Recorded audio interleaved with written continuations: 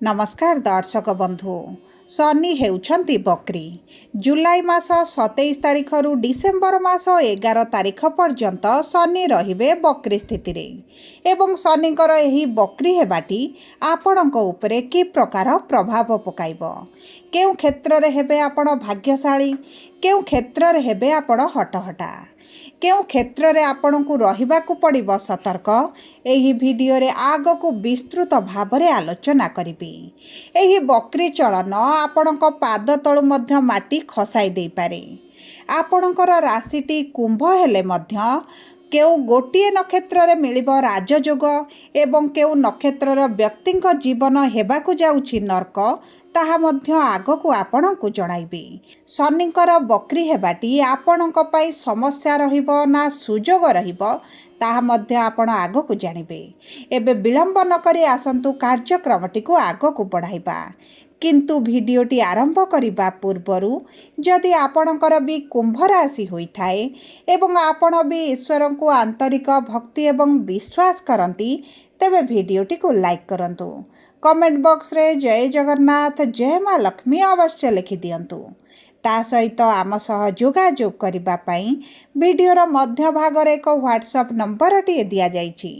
जो नंबर साहाय्य आपण आम सह जोगाजोग करी निजर नूतन कुंडली प्रस्तुत करि परिबे, कुंडली विश्लेषण कराई परिबे, किंबा आपणकर चाकरी, विवाह, व्यवसाय, प्रेम संपर्क, शिक्षा, स्वास्थ्य, संतान को नहीं किछि समस्या रही ताहार सहजरे एवं स्वल्प मूल्य समाधान करिपारिबे। सेतिपई आपण आम सह वीडियोर शेष पर्यंत जोड़ी होई रुहंतु एवं व्हाट्सएप नंबर माध्यम आम सह जोगाजोग करी खूब कम मूल्य रे आपणक समस्यार समाधान करंतु। एबे आसंतु कार्यक्रमटी को आगकु बढ़ाइबा एवं जानिबा शनिक बकरी चलन केउ नक्षत्रर व्यक्ति विशेषक पई अत्यंत शुभदायक रहिबो। देखंतु कुंभ राशि तीनोटी नक्षत्र रहिछि एवं तीन गोटी नक्षत्रक उपरे शनि 7.5 प्रभाव मध्य चलिछि। तेबे सर्वप्रथमे जानिबा धनिष्ठा कुंभ राशि 23/11 कुंभ राशि व्यक्ति विशेष मानकर मंगल हेउछंती नक्षत्राधिपति एवं मंगल विराजमान करिछंती चतुर्थ भावरे। शनि धनर भावरे बकरी होई आपणकर लग्नर भाव को जेहेतु प्रभावित करिवे, स्वास्थ्यगत समस्या आपणकर देखा देई पारे, स्नायुगत समस्या मध्य आपण देखि पारंती। एही समय मध्य रे आपणकर आर्थिक स्थिति दुर्बल रहिबो, खर्च बढ़ी जिवो एवं संचय आपणकर कमी जिवो। आपणकर बहुत गुड़िए अर्थ खर्च मेडिकल रे मध्य होई पारे। आपणकर एही समय मध्य रे ऋण बढ़िबार मध्य संभावनाटी रहिछि। किछि गुप्त शत्रु आपणक कार्य क्षेत्र रे किछिटा समस्या मध्य सृष्टि करि पारंती। सूर्य जेहेतु षष्ठ भाव रे अछंती, आपणकर लोन पई जदि अप्लाई करिसंती तेतिरे आपण विलंब देखिबे। कर्म क्षेत्र रे परिवर्तन चाहुतिले आपणकर सेतिरे मध्य समस्या आसीबो, किंतु मंगलकर सप्तम दृष्टि कर्म क्षेत्र को थिबा कारणरू आपण ऊर्जावान होई कार्य गुडी को करिवे एवं आपणकर जदि ट्रांसफर करिबा पई चाहुतिले अप्लाई करिसंती, चेष्टा करिसंती, सेही क्षेत्र रे आपण विलंबर सम्मुखीन हेबे।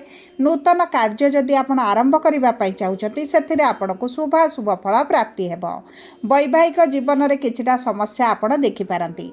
केतु आपणकर सप्तम भाव रे विराजमान करिथिबारु वैवाहिक जीवन रे आपण असंतुष्ट लाभ करिवे, मानसिक दुश्चिंता बढ़िबो, पार्टनरशिप व्यवसाय आपण मांदा परिस्थिति देखि पारंती, दैनंदिन रोजगार आपणकर कमी पारे।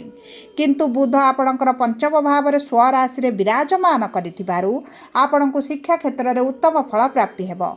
उच्च शिक्षा पाई जदि विदेश जावा पाई चाहुतिले तेबे मध्य भाग्य आपणकर बलवान रहिबो। एबे आसंतु जानिबा शतभिषा कुंभ राशि 24/11 कुंभ राशि रे व्यक्ति विशेष मानकर राहु हेउछंती नक्षत्राधिपति। राहु विराजमान करिसंती लग्न भाव रे। शनि राहु को बकरी स्थिति रे जेहेतु प्रभावित करिवे, लग्न भाव को प्रभावित करिवे, एही समय मध्य रे आपण चालाक चतुर बुद्धिमान होई आपणकर कार्य गुडी को हासिल करिबा आरंभ करिवे। किपरि कथा कहि आपण कर्म क्षेत्र रे कार्य गुडी को करिवे, सेही दिगरे आपण प्रवीण होई जिवे। किंतु आपणकर ब्लड रिलेटेड समस्या देखा देई पारे, पेटरे जंत्रणा अनुभव करि पारंती, ऋतुकालीन समस्या मध्य बढ़ी पारे, गला पाटी तंटी रे मध्य समस्या देखा देई पारे। आपणकर एही समय मध्य रे कुटुंब परिजनक सहित संपर्क एतेटा उत्तम रहिबो नाही एवं ता सहित आपणकर जदि गुप्त शत्रु वृद्धि घटिथिले तेबे तो आपणकर क्षय जिबे किंतु वैवाहिक जीवन रे आपण असंतुष्ट अनुभव करिवे। छोट छोट कथा को नै कलह मनमालिन मतभेद चलिबो। पारिवारिक असंतुष्ट मध्य आपण अनुभव करि पारंती। जीवन साथी प्रति आपण संतुष्टि रहिबे नाही। ता सहित जदि आपण पूर्वरु पार्टनरशिप व्यवसाय करुथिले सेही क्षेत्र रे आपणको शुभाशुभ फल प्राप्ति हेबो। आपणको व्यवसाय क्षेत्र रे लाभ प्राप्ति करिवे। एकादश भाव को शनिकर दशम दृष्टि थिबा कारणरू दीर्घ दिन रे किछटा इच्छा अभिलाष आपणकर पूर्ण होई जिवो। आपणकर दूर यात्रा तीर्थ यात्रा होई पारे, किछटा अजथा खर्च बढ़ी पारे किंतु एही खर्चटी आपणको संतुष्टि प्रदान करिवो। शुक्र जेहेतु अष्टम भाव रे विराजमान होइछंती मिथ्या केस रे आपणको मध्य फसा जाई पारे। आपणकर जदि पूर्वरु कोर्ट कचेरी केस किछि चलिछि तेबे मध्य आपणको सही सब क्षेत्र रे विजय लाभ करिवे। आपणको मातांक स्वास्थ्य रे किछटा समस्या देखा देई पारे। पितांक ठारू संपूर्ण सहयोग प्राप्त करिवे नाही। किछटा मनमालिन मतभेद भली परिस्थिति देखा देई पारे। गृह रे अशांतिकर परिस्थिति मध्य आसी पारे। से दिग प्रति आपणको ध्यान देबाको पड़िबो। यातायात समय रे बहुत अधिक ध्यान देई सतर्कतार सहित आपणको यातायात करिवार आवश्यकता रहिछि। एवं सबुठारु बड़ कथा हेउछि आपणकर राहु केन्द्रस्थ एवं लग्न भाव रे थिबारु सप्तम दृष्टि आपणको विवाह गृह को प्रदान करुथिबारु जदि आपण कोर्ट कचेरी केस चलिछि डिवोर्स पई अप्लाई करिसंती सेही सब क्षेत्र रे आपणको शुभ फल प्राप्ति हेबो।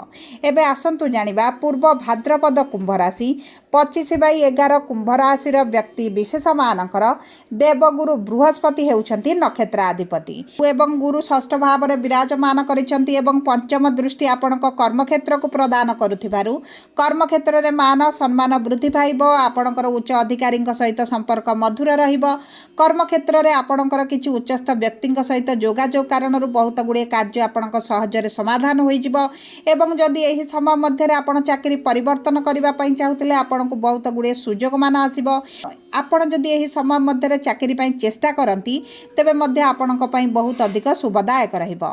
ता सहित गुरु जेहेतु आपणकर एकादश अधिपति एवं आपणक धनाधिपति अटंती आपणकर पूर्वर जो आर्थिक क्षेत्र रे समस्या चलिछि लोन करज ऋण वृद्धि घटिछि आर्थिक संचय आपणकर कमी जाइछि सेही सब क्षेत्र रे मध्य शुभ फल प्राप्ति करिवे।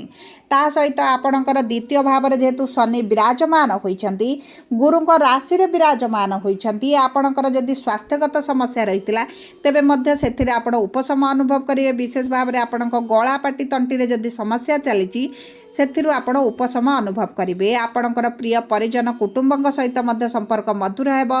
संतान प्राप्ति पई अति प्रबल योग बनुछि। दीर्घ दिनरु जदि संतान पई चेष्टा करी विफलता देखुथिले तेबे मध्य संतान सुख आपणको प्राप्त होइजिवो। किछि जमी भूमि जान वाहन मध्य क्रय करि पारंती। प्रॉपर्टी संबंधित जदि किछि कार्य करुथिले सेही सब क्षेत्र रे शुभ फल प्राप्ति हेबो।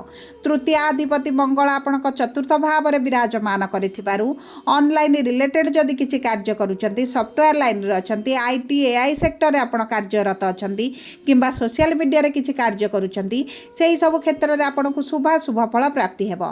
द्वादश भाव रो स्वामी आपणकर शनि होइथिबारु विदेश ग्रस्त रे आपणको जे समस्या मान आसुतिला सेही सब क्षेत्र रे आपणको शुभ फल प्राप्ति हेबा सहित पूर्वरु जदि आपण विदेश रे बसवास करूछंती विदेश रिलेटेड किछिटा कार्य करूछंती वैदेशिक मुद्रा रोजगार करूछंती तेबे मध्य सेही सब क्षेत्र रे आपण उन्नति परिलक्षित करिवे।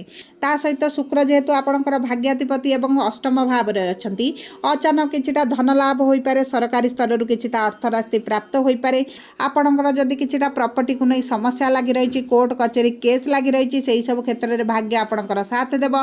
गुरुଙ୍କର सप्तम दृष्टि आपणक द्वादश भाव को थिबा कारणरू आपण किछिटा दूर यात्रा तीर्थ यात्रा मध्य करि पारंती। द्वितीय भाव को गुरुଙ୍କର नवम दृष्टि थिबा कारणरू आपणकर बैंक बैलेंस रे मध्य वृद्धि घटिबो एवं अधिकांश लोन करज सुझिबा पई आपण सक्षम हेबे। सबु पर देखंतु अशुभत्व को दूर करी शुभ फल प्राप्ति पई प्रत्येक दिन आपण गुरुଙ୍କର बीज मंत्र 108 थर पाठ करंतु। हनुमान चालीसा प्रत्येक दिन 2 थर लेखाए पाठ करने को चेष्टा करंतु एवं किछिटा कुकुर मानकु खाइबा पई दियंतु। शनिक मंदिर रे सोरिष तेलर दीपटिए जालंतु एवं कला रंगर जिनिस किछिटा गरीब लोकंकु दान करबा सहित शनिवार दिन किछि आवश्यक सामग्री किछिटा गरीब लोक मानकु जदि दान कर दियंती आपणक पई अत्यंत शुभदायक रहिबो। सबु पर जदि आपणकर कुंभ राशि होइथाय वीडियोटी किभଳି लागिला कमेंट बॉक्स रे लिखि जणांतु। जदि आपणक प्रियजनकर कुंभ राशि होइथाय वीडियोटी तांको सहित शेयर करंतु। जदि प्रथम थर आम चैनल को आसिचंती चैनल टी को सब्सक्राइब करंतु।